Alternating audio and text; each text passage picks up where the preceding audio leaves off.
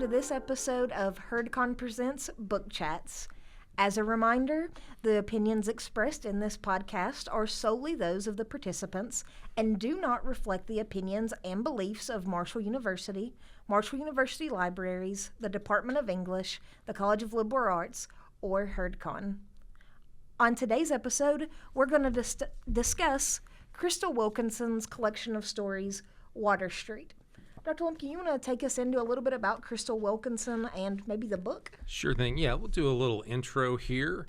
So Crystal Wilkinson is an award-winning Appalachian author from Kentucky. She has published poetry, Perfect Black, a novel, The Birds of Opulence, which was the winner of the Weatherford Prize. That's the major prize for the Appalachian Studies Association, and two collections of short stories, Blackberries, and Water Street, which was a finalist for the Orange Prize in fiction.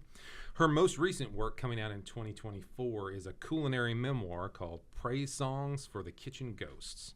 She is the Bush Holbrook Endowed Professor at University of Kentucky and served as Poet Laureate from Kentucky from 2021 to 2023. So very recently, she just finished that tour of duty.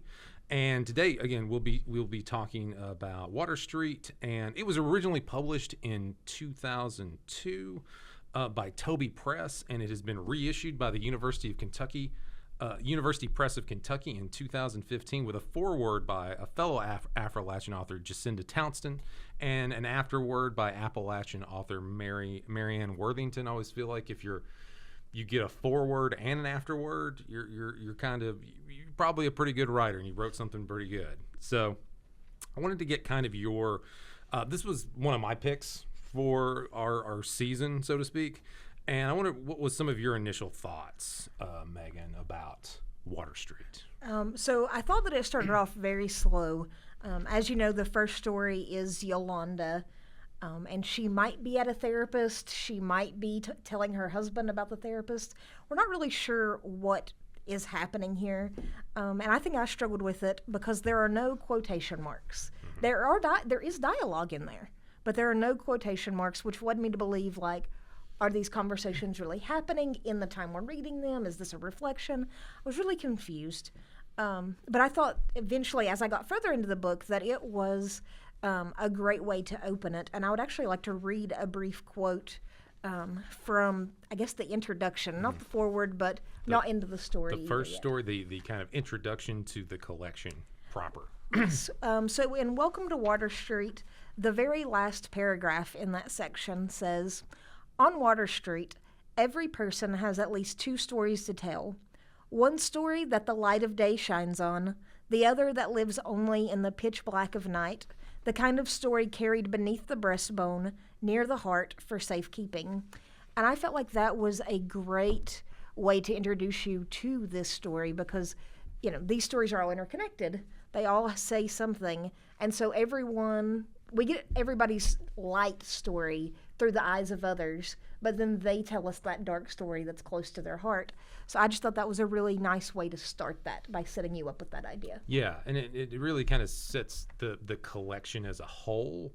You get multiple perspectives, and something that is kind of this Japanese story called Rashomon. There was a film based on it, directed by Akira Kurosawa, called something called Rashomonic. So you hear in the Rashomon story, you hear about a rape and a murder from very different perspectives, from the victim, from the husband who's killed, from some woodsman, from the perpetrator, the thief. So oftentimes they are strikingly different stories. So it's like, there's no way that all of these things can happen. Somebody's lying. Everybody's kind of informed by their particular perspectives, and seeing everyone's perspective makes things rather rich and complicated. Yeah, I definitely agree. And, that's something that we see here is that we are introduced to characters and we have a set knowledge about them, and then we get their story, and it kind of flips what we thought we knew on its head. Mm-hmm. Yeah. And in a way, I think this is like this is not a collection, and we'll certainly talk about some individual stories, but it's not a collection that's per se has twists in it. Like you think, oh, there's a twist at the end. But there's a lot of what I think of as emotional twists in the end, that the tone, the feel, the mindset of the characters sometimes when new knowledge occurs or something dawns on them or they're working through things. There's a lot of it's a very emotional book. There's a lot of like stuff buried deep down and stuff that pops out and explodes in these characters at certain moments. But it is something where you see characters who are, I think this is just good way of writing short stories, is characters who are at the end of their ropes. Things start off, they're pretty bad off. You don't see them get into bad. They're already in tough situations, emotionally, spiritually, physically, all of that. And I think this is part of, this is part of a tradition. This is what's called the short story cycle. I'd mentioned, had you heard about short story cycles? No, in our emails, I was very happy that you sent so much information because, I mean, short stories, yes, but never in this way. Yeah, I think maybe it was my education in graduate school, and I always loved them. And I don't, we read certain ones in high school or knew professors, and kind of try to seek these kind of forms of fiction out. But so like a short story, what's a short story cycle? It's also called a novel in stories, a linked collection, or a composite novel. So they're not necessarily, and these are old, in a lot of ways you can see these as older forms than the novel, at least in the Western tradition of the novel. And they're basically, you kind of think about it like Voltron, if you're familiar with that reference, or the Wu-Tang Clan. Maybe that's helpful to think about. But these might seem old references to our younger viewers, but that individually the stories can stand on their own. They can be, you can put them in an anthology and they'll work. But if you put stories together, or they're made part of a whole, then they add up to something greater. And this is often a form that's used by regional authors. Minority authors. You have Asian American short story cycles, Latinx short story cycles, African American short story cycles, short story cycles set in the Midwest and the Great Plains and Appalachia and the Northeast.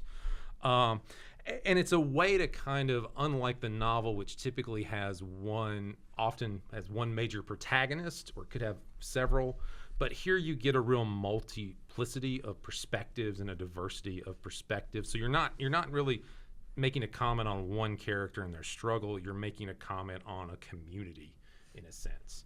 And some of just to get an idea of it, sometimes this can be centered around a place, like Water Street. Winesburg, Ohio by Sherwood Anderson is a classic example of that fantastic short story cycle. Could be set around a particular time period, a particular theme, whatever that theme the author kind of has that unifies. And I think often either way, the themes are running through that, or it could be nominally focused on a certain character. And there are a lot of really some of my favorite fiction is set in short story cycles. But just to give a few examples, the regional author that wrote about Maine, The Country of the Pointed Firs by Sarah Orme Jewett, a really small, wonderful little piece of writing. The Women of Brewster Place by Gloria Naylor. And I think this one may be one that has the most parallels to Water Street. It's basically a story about African-American women in a kind of building, and they live together in the interrelationship of their lives and their stories and things like that. And even in Appalachia, you have a number of those. I think one of the better examples is Oral History by Lee Smith, which follows, it's set in one place and about multi-generations of a family, and a lot of them are dealing with mental illness, scandal and things like that. So there's at least in that, there can be a natural kind of soapy thing in these kind of things. So it feels a little like, can have that soap opera qualities, particularly when you're dealing with those small communities where everybody knows everything about everybody else. For sure. So, and I was thinking, with their particular stories that, and kind of focus on particular stories. So, where would you like to start? And we wanted to kind of focus on stories that were a little bit earlier in the collection because we don't want to spoil the whole thing. But I'm happy starting with In Plain Sight as it comes first in the collection, if you'd like. Sure. So I just wanted to read the opening chapter, which I think it's one of these things, like I like to mark my book up and it's like, oh, that's a really good opening. So this is the opening of In Plain Sight.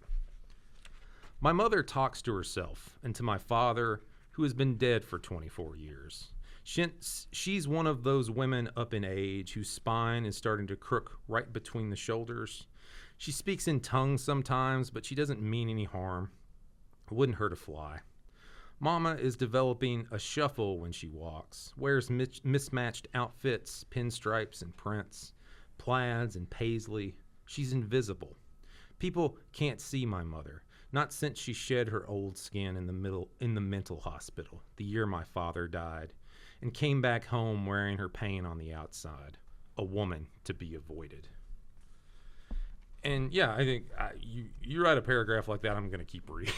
I'm going to keep reading the story. I think it's really representative of Wilkinson's confidence, nice sense of description.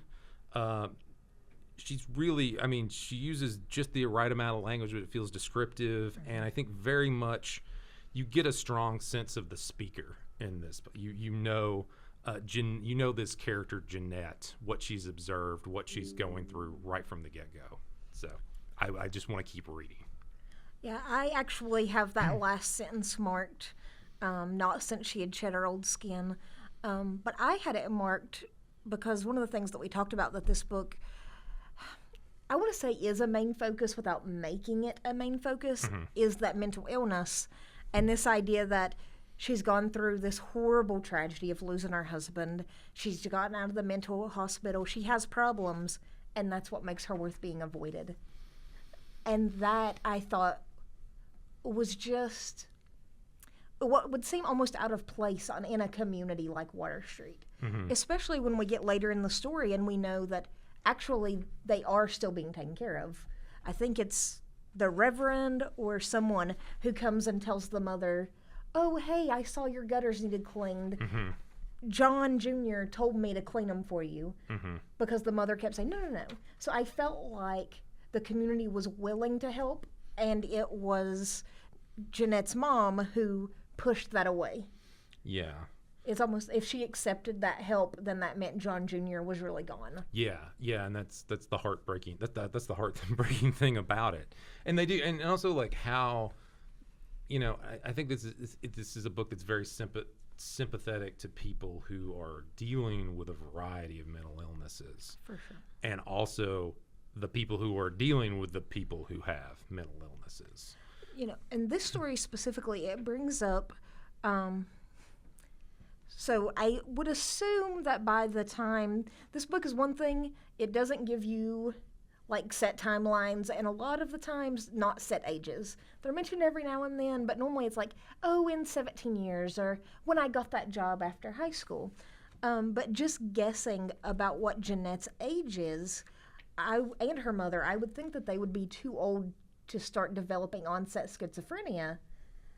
But here we have both of them going through something traumatic, and it's almost like Jeanette's mom, when she dies, passes the father's ghost down. Yeah. And it is one of those things that it feels, to me at least, it feels a little ambiguous, but also would make sense that it is something that is this burden of suffering, this burden of guilt, this burden, all these burdens are just boom, right to the next generation.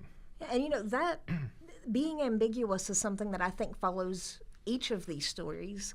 And that was something I actually really liked, is that a lot of these stories end on open notes, but the lives of these people are still ongoing. Yeah. So of course we're not going to get it tied up and pretty. Yeah. They're not dead. Yeah. It's something I've often heard about, like the New Yorker magazine, one of the famous, like where you see short stories still, and kind of a big deal when they get published there.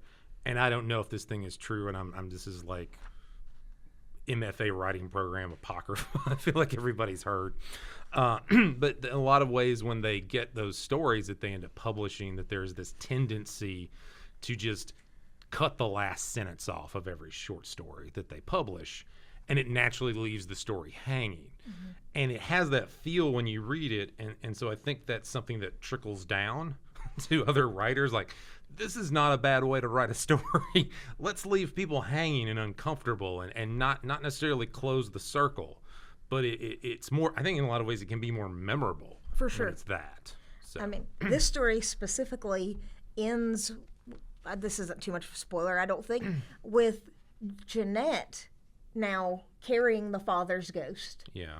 And so it leads me to believe, because she says earlier in the story that she didn't see her father die, that she was there, it's just traumatically blocked it out. So I wonder if then seeing her mother dies against her mother's wishes kind of brings out those traumas, maybe closer to a PTSD, where she had, I don't want to use the word repressed, as repressed memories are kind of debated at this point, but things that brought those feelings up to the surface, and she was like, oh, I understand my mom, and I see ghosts too. Yeah. I'm the spirit now. Yeah, and it's like literally, well, metaphorically, like the burden of family. It should be like, oh, you keep them alive in your heart, and they live on forever. And this is not the good way that you keep them in your heart and your mind and your psyche, and they live on forever, and they haunt you.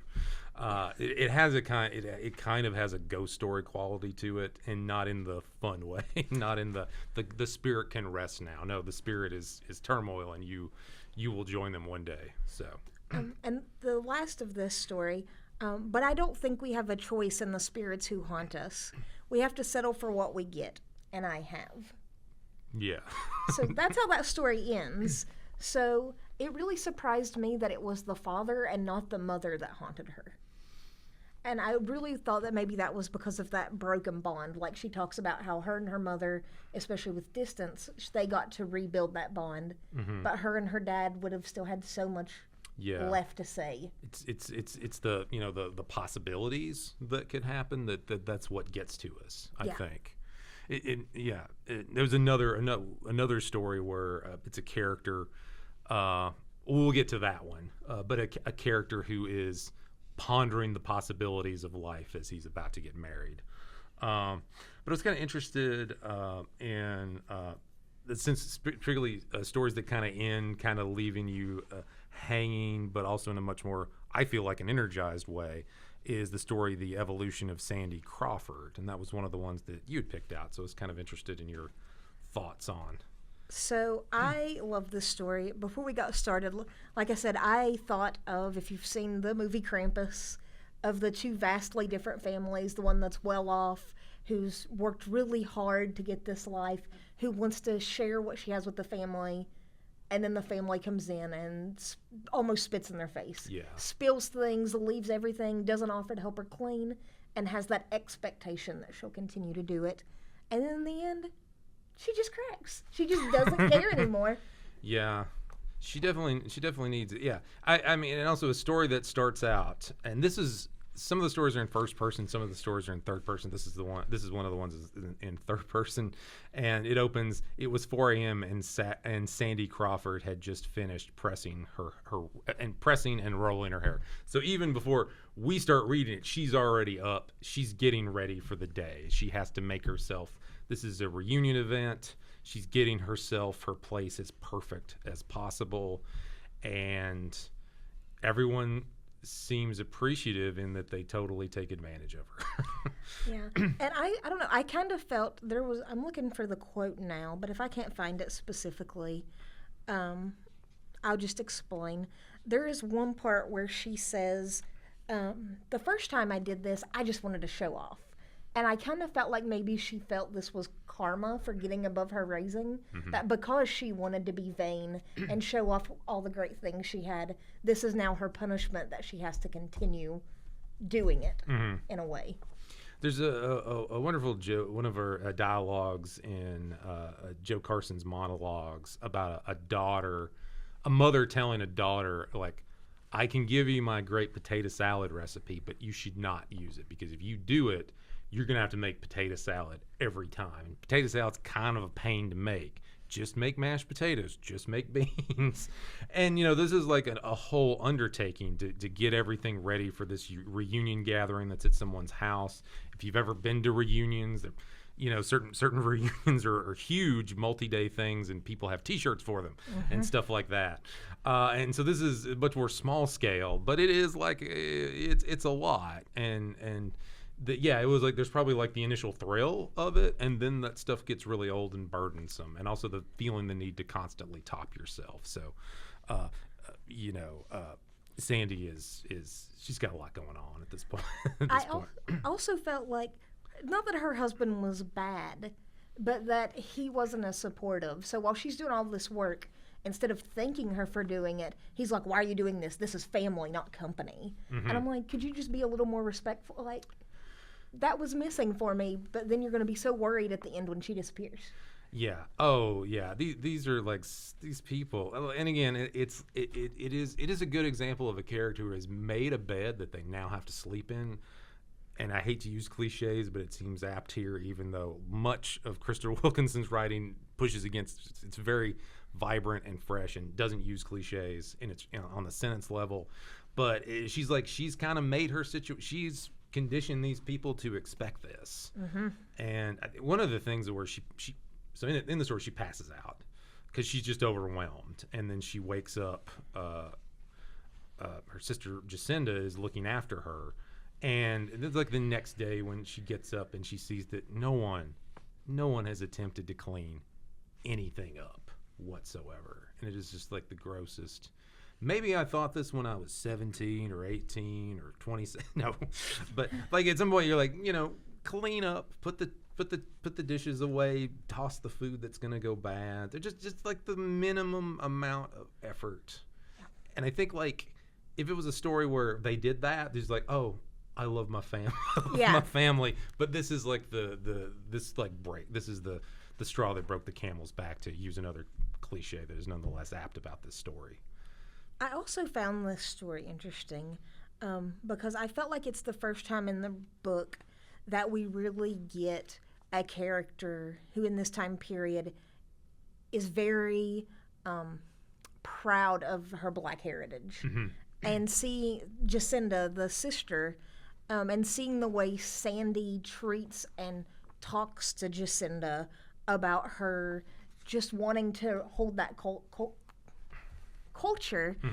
For example, Jacinda got them a tape for what she said was for Kwanzaa, and Sandy makes sure to say, no, it was for Christmas. Yeah. She said it was for Kwanzaa, but who does that? Yeah. And yeah, the Jacinda character is very much, I think, representing that era movement in the 70s, after the civil rights of the 60s, of like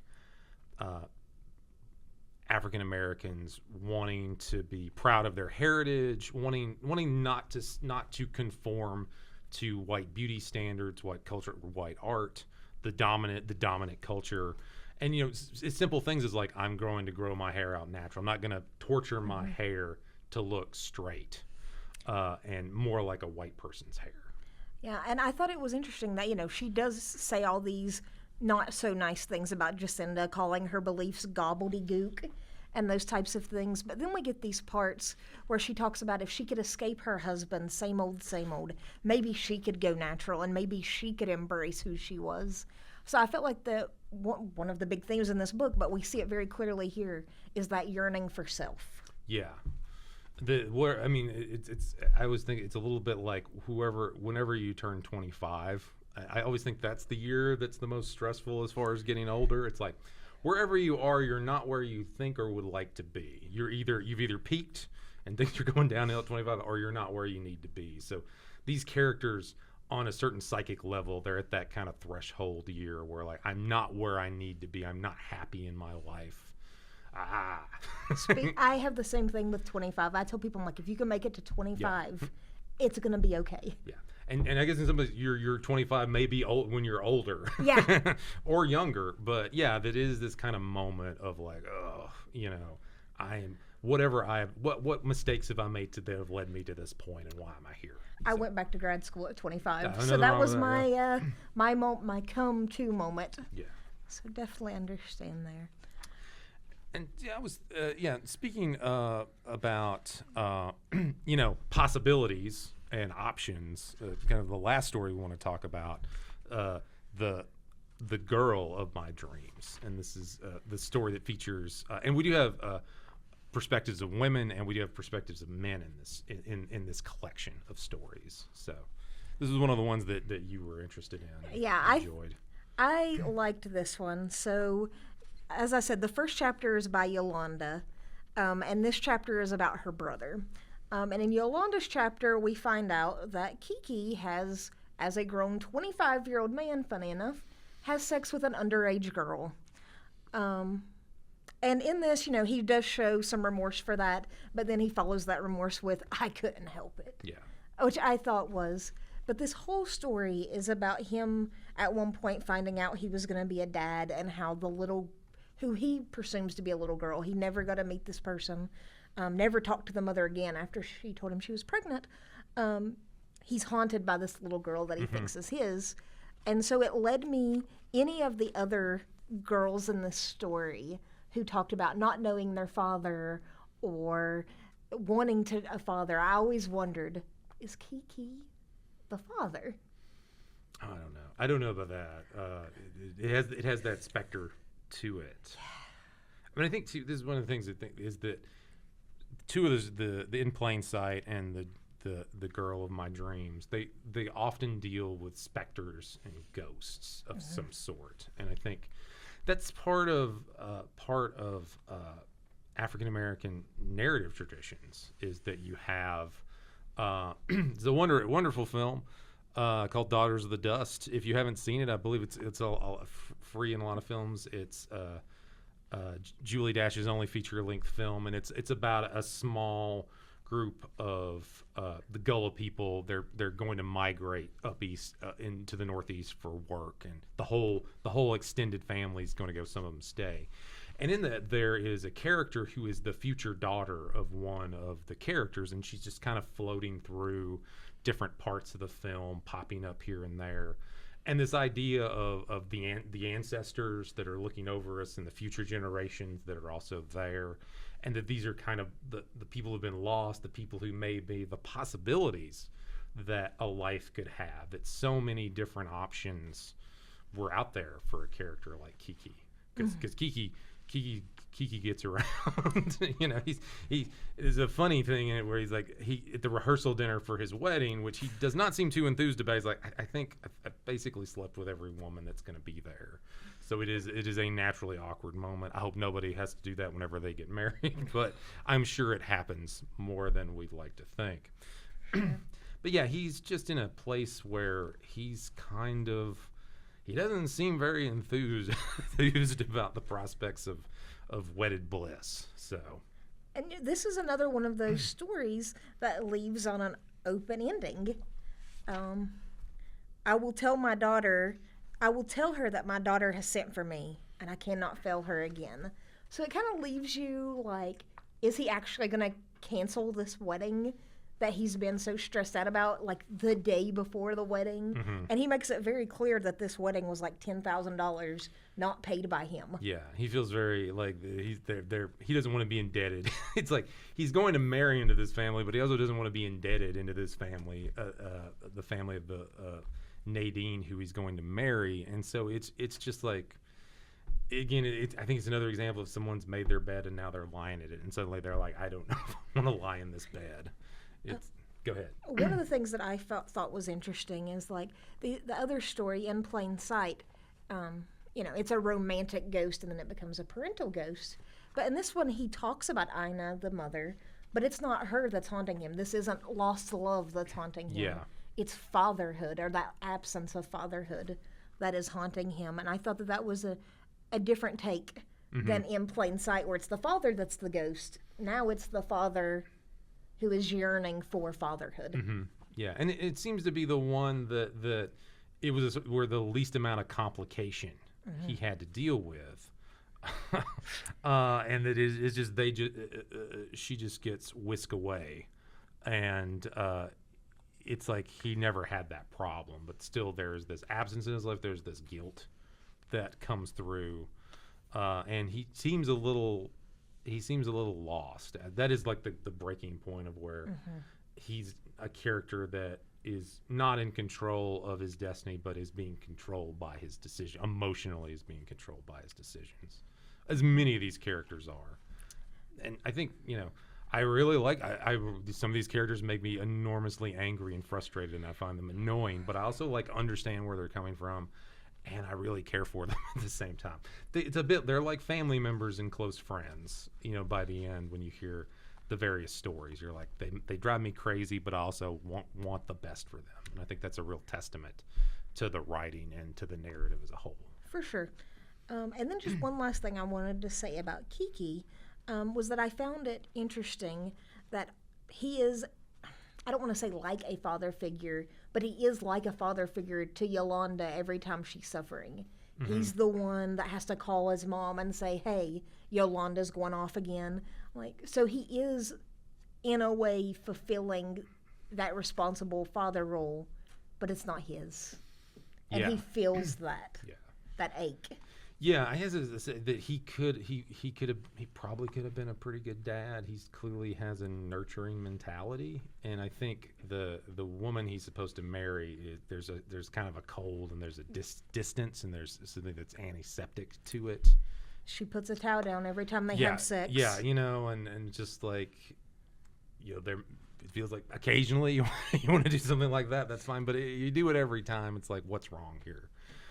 Where's the connection? So you just feel that everything. I would say a lot of these characters, what they're good at, what they want to be, what their dreams are so fundamentally not where they're at in their life in these stories. And I hope for the best for a lot of these characters, for sure.